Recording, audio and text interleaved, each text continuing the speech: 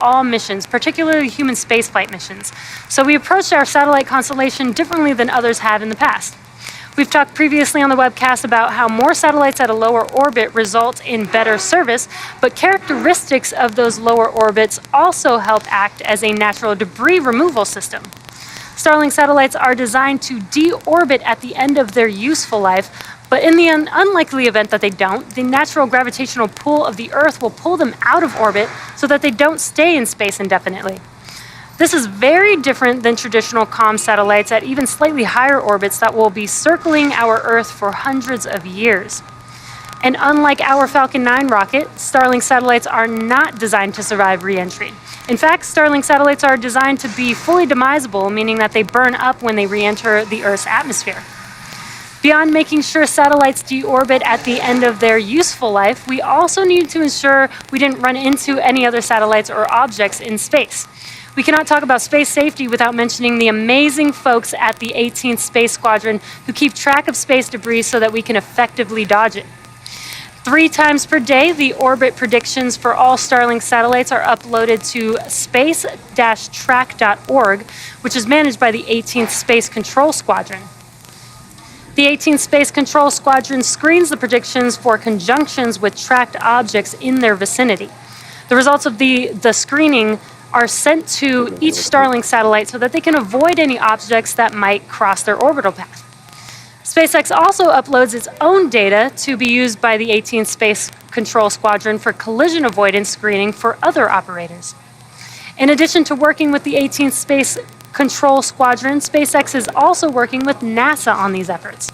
In March of 2021, Starlink and NASA signed a joint agreement to ensure deep levels of coordination, cooperation, and data sharing as it relates to space safety and collision avoidance. This agreement was signed after many months of SpaceX sharing all of the details of our satellite operations to ensure that NASA has a full understanding of our approach to space safety. This agreement helps establish a baseline of how all satellite operators might operate most safely, particularly as it relates to human spaceflight and the operation of critical science satellites.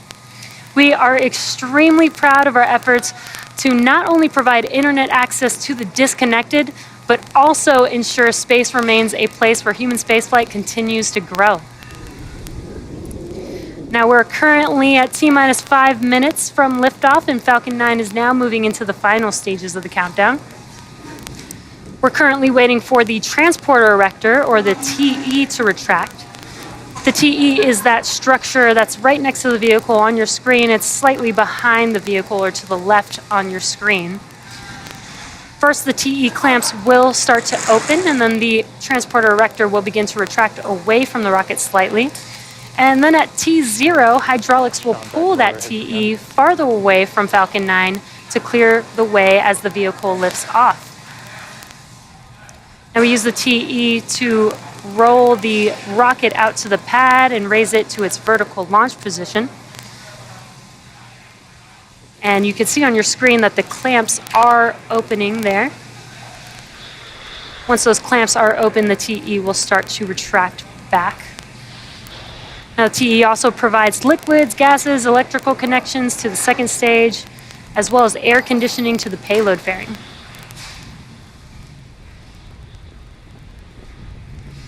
Now, it looks like those clamps are now complete opening up, so that transporter erector looks very, very slight, but you can kind of see it moving back on your screen.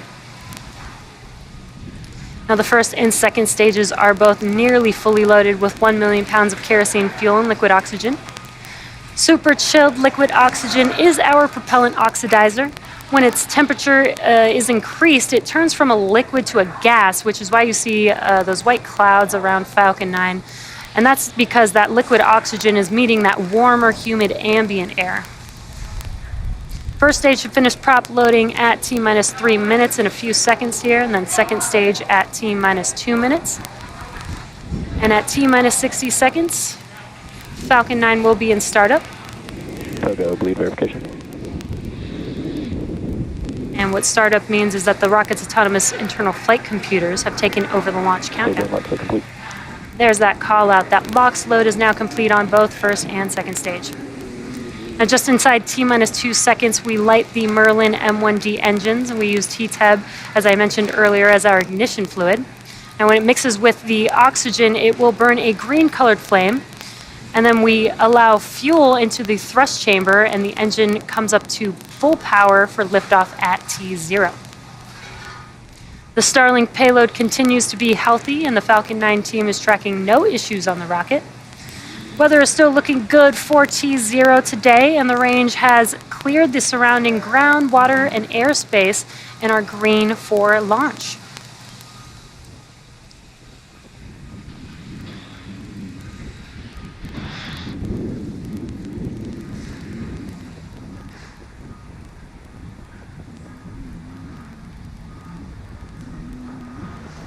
Stage 2 lock load complete.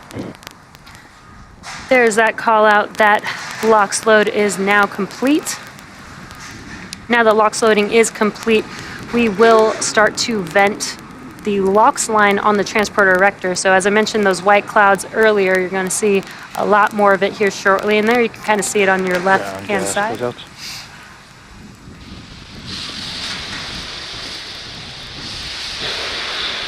there's that venting that you can see from that LOX line. Coming up here in about 10 seconds or so, Falcon 9 will go into startup, and the first and second stage will begin to pressurize for launch.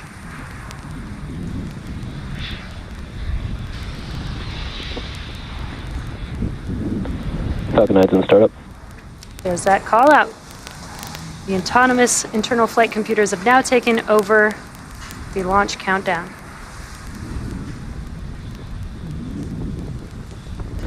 Stage 2, press for flight. Falcon 9, Starlink, LD is go for launch.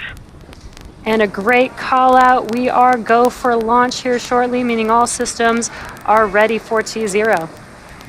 T-minus 30 seconds. At T-minus 30 seconds, let's listen into the terminal count and watch as Falcon 9 takes our stack of Starlink satellites out into space. Stage 1, press for flight. T-minus 15 seconds. Falcon 9 is configured for flight. 10, 9, 8, 7, 6, 5, 4, 3, 2, 1, 0. Ignition and liftoff. Godspeed, Apollo 11 microcolumn. May the pursuit of exploration live on.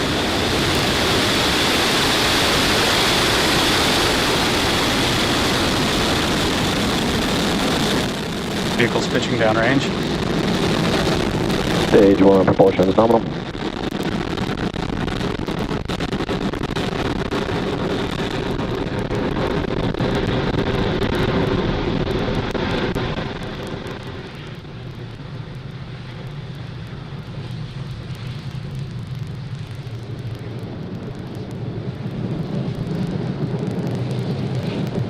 Falcon 9 has successfully lifted off from Cape Canaveral Space Force Station, carrying our stack of Starlink satellites to orbit. The next event coming up here shortly is Max Q. Max Q is the maximum aerodynamic pressure that the vehicle sees on ascent. So throttling down those engines helps us pass through that large structural load.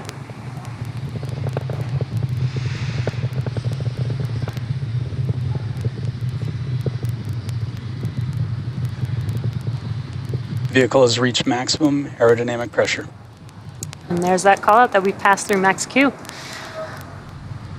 In about a minute, we'll have 3 events happening within seconds of each other. The first will be MECO, or main engine cutoff, followed by stage separation, and SES1, or second engine start 1. Now, MECO is where we shut down all 9 of the engines on the first stage.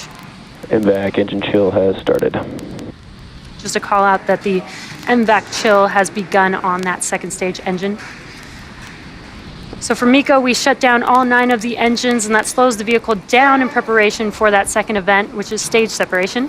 Stage separation is where the first stage separates from the second stage, and first stage will begin its journey back home, heading towards our drone ship Just Read the Instructions, while stage 2 continues on its journey with the third event, SES1, or second engine start 1. And that is where we light up that MVAC engine, and it propels the second stage along with the Starlink satellites towards its drop-off orbit.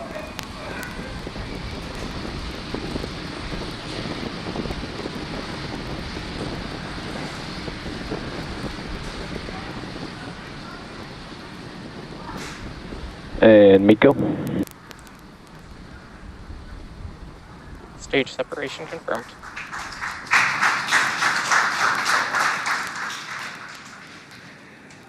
MVAC ignition. We had Miko and stage separation. On your left-hand screen is a view from the first stage. On your right-hand screen is a view of that second stage engine. You kind of saw a glow of that T-TEB, that green flame, when we ignited that engine. We're coming up on fairing deploy here shortly. Fairing separation confirmed. And there you could see confirmation on your screen that we have successfully deployed those fairing halves. And as a reminder, we will be attempting to recover the fairing halves today with a contracted recovery vessel named Sheila Bordelon. On your left-hand screen, it is a little dark over there on the East Coast because it is nighttime, but we did get some glimpses of the sunlight hitting those grid fins. See if we can get some more views of that in a little bit.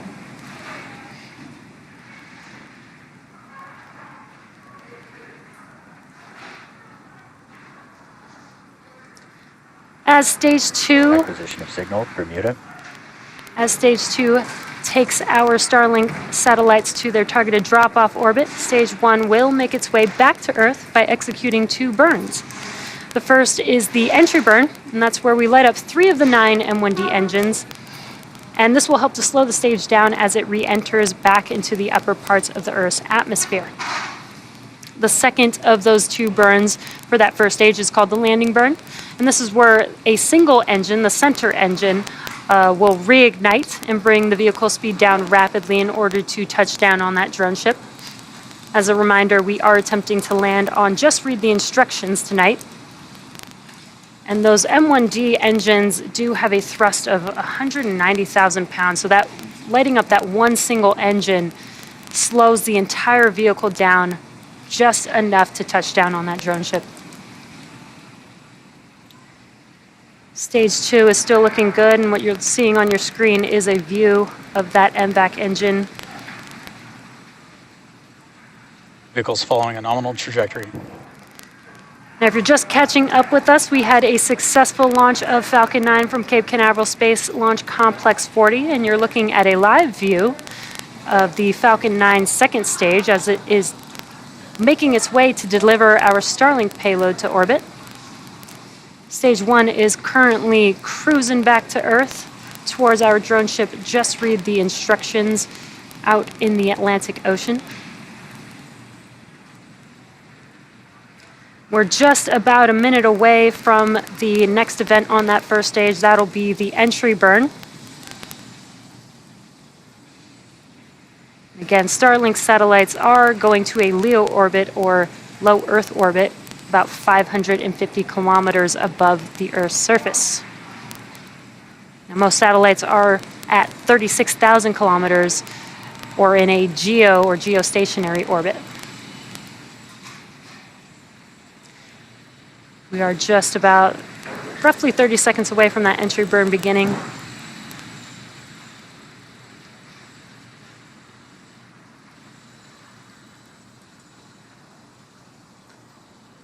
And on your left-hand screen, there is the first stage. It is a little dark. You can see some glimpses of the nitrogen gas burst that you see there. Stage 1, FTS is safe.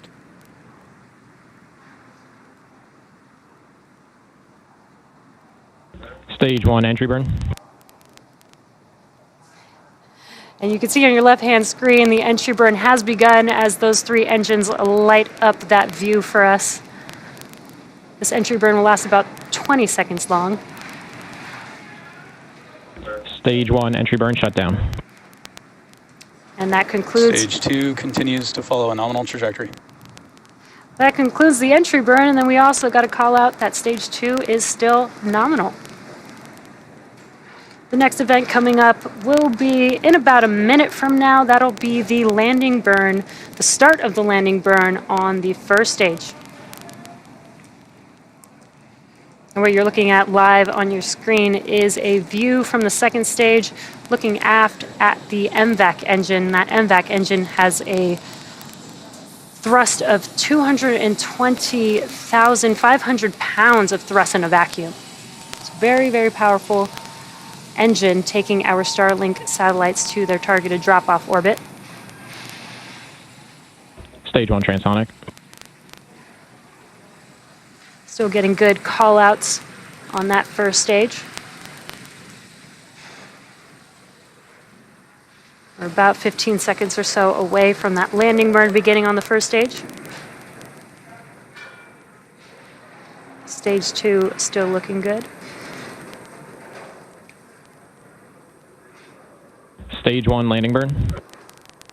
The landing burn has begun. Let's watch and see if this Falcon 9 can land on our drone ship. Just read the instructions. And a really cool onboard view. Stage 1 landing leg deploy.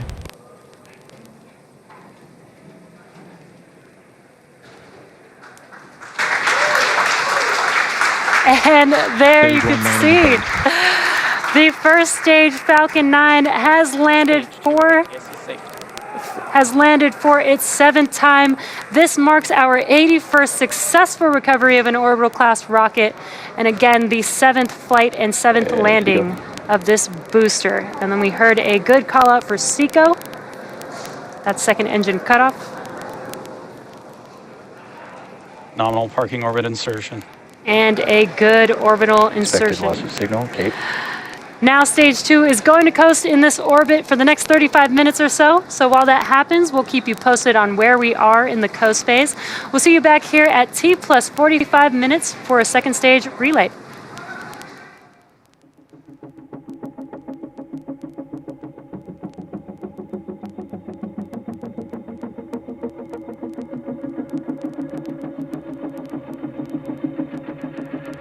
Acquisition of signal, Newfoundland.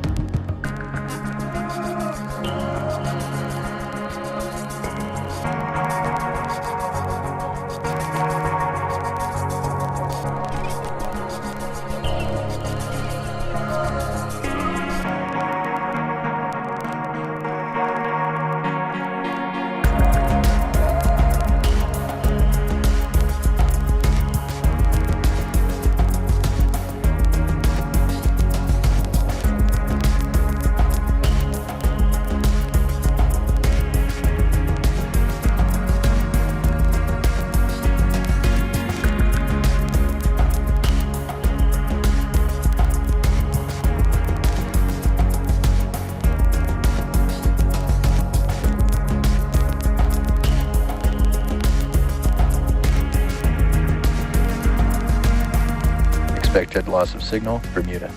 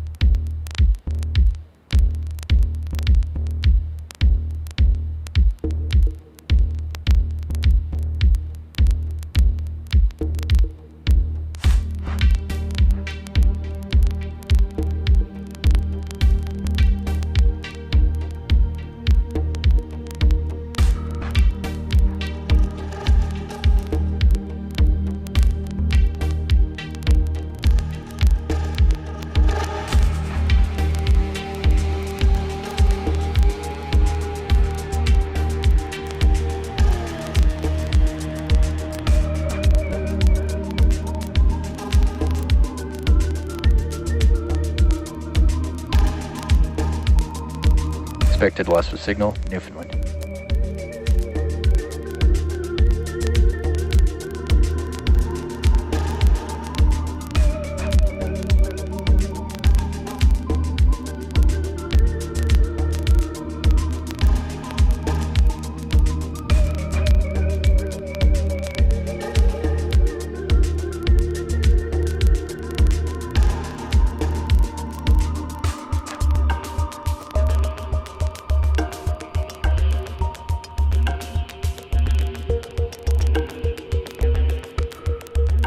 Acquisition of signal, Goonhilly.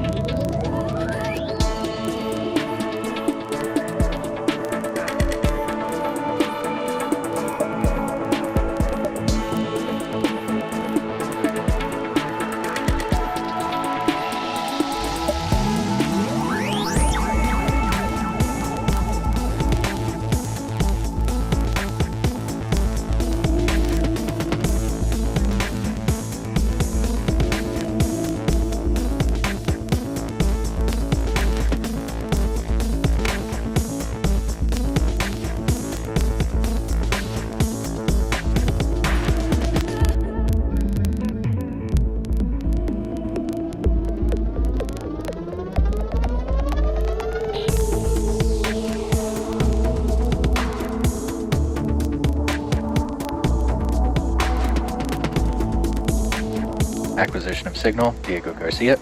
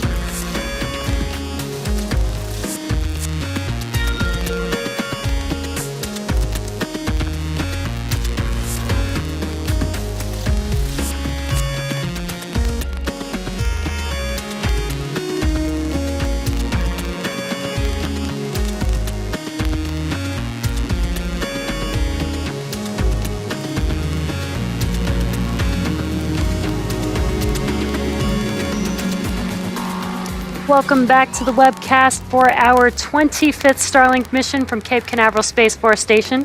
We had an on-time liftoff at 11:44 p.m. Eastern Time. We had a great stage separation with first stage making its way back to Earth, landing on our drone ship. Just read the instructions for its 7th flight and 7th landing for this particular booster, and our 81st landing of a orbital class rocket overall. Stage 2 completed the first of the 2 burns, and now we're coming up on the relight of the second stage engine once again for SES-2.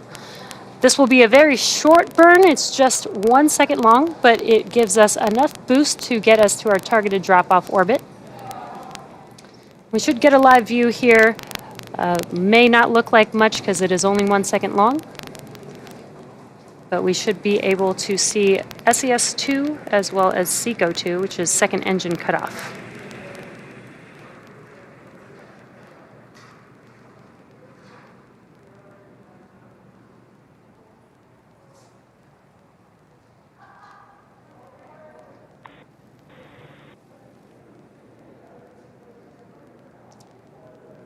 And there was SES-2 and SECO-2. As I mentioned, it was very quick, just 1 second.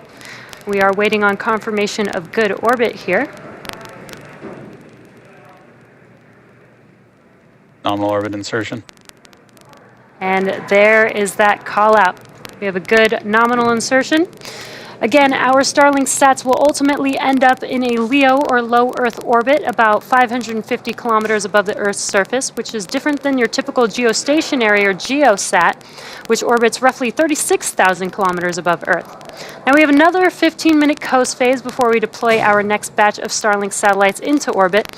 During this time, the spacecraft will start to spin, giving the Starlink satellites the momentum that they need to space themselves out over time after they deploy. So while this happens, sit back and continue listening to those super awesome space jams. We'll see you back here at T+1 hour and 3 minutes.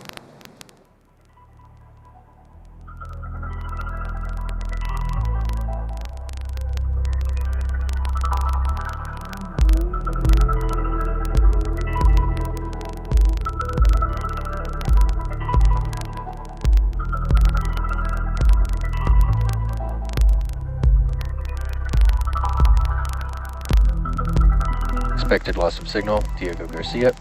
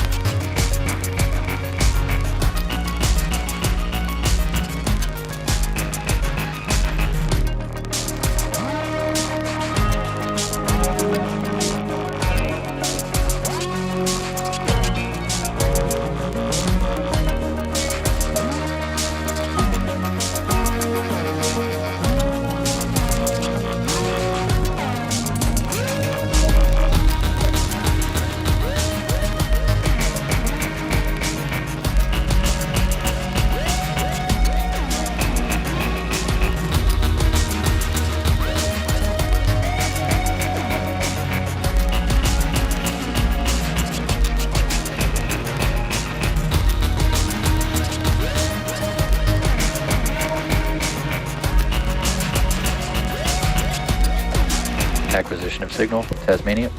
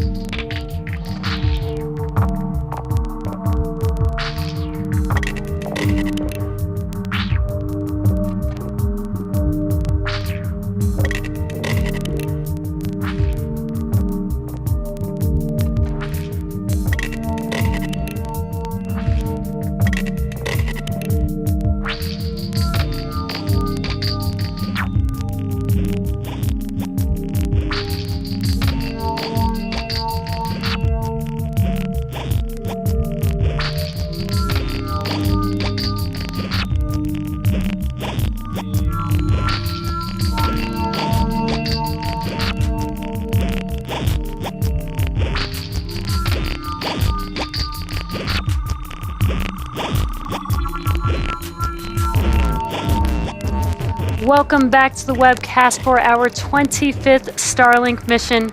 We had an on-time liftoff this evening at 11:44 p.m. Eastern Time. Our first stage booster had a successful 7th flight, as well as landed back on our drone ship. Just read the instructions for the 7th time, and that marks our 81st recovery overall. Stage 2 has already completed its 2 burns to enable reaching the targeted drop-off orbit, and now we're coming up on the deployment of our Starlink satellites. That should be coming up here in about 30 seconds or so, and we are hoping to get a live view of that deployment. As we pass over ground stations, sometimes we lose that live view, but hoping to get the live view right when we deploy the Starlink satellites.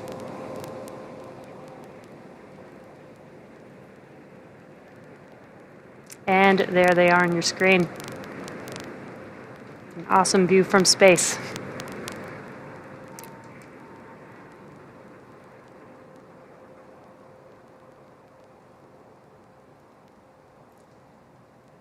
You can also see how the second stage is spinning. This does help with the satellites to separate once they do deploy.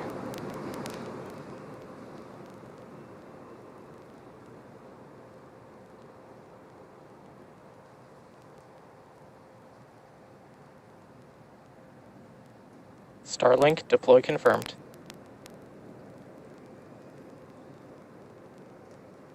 And there you can see and hear that call out that the Starlink satellites have deployed as they are drifting away from the second stage.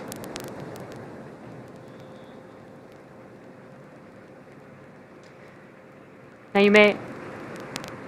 you may notice a slightly different look of these sats on this mission, as some have been painted white for thermal reasons. This will not impact the satellite brightness since the painted face is facing away from the Earth. And just a reminder that this is their drop-off orbit, so shortly they will deploy their solar array, and over the next few days and weeks they will distance themselves from each other and use their onboard ion thrusters to make their way to their operational orbit.